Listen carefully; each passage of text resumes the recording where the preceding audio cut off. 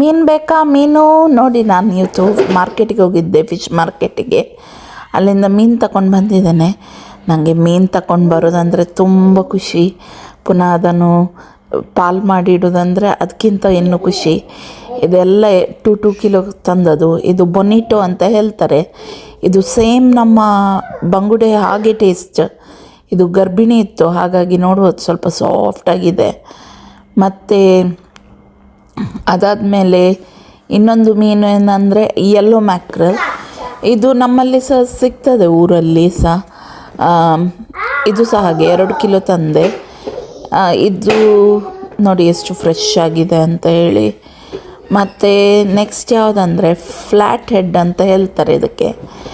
ಇದು ಒಂದೇ ಮೀನು ತಂದೆ, ಇದು ಫ್ಲ್ಯಾಟ್ ಹೆಡ್ ಅಲ್ಲ, ಟ್ರೆವೆಲಿ ಹೇಳ್ತಾರೆ ಇದಕ್ಕೆ. ಇಲ್ಲಿ ತೋರಿಸ್ತೇನೆ, ಟ್ರೆವೆಲಿ ಹೇಳ್ತಾರೆ ಇದಕ್ಕೆ.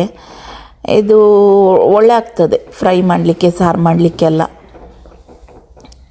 ಎಲ್ಲ ಮೀನು ಫ್ರೆಶ್. ನಾನು ಒಬ್ಬನ ಹತ್ರ ಮಾತ್ರ ತಗೊಳ್ಳೋದು, ಅವನ ಹತ್ರ ಮಾತ್ರ ಫ್ರೆಶ್ ಆಗಿ ಸಿಗ್ತದೆ ಅಲ್ಲಿ.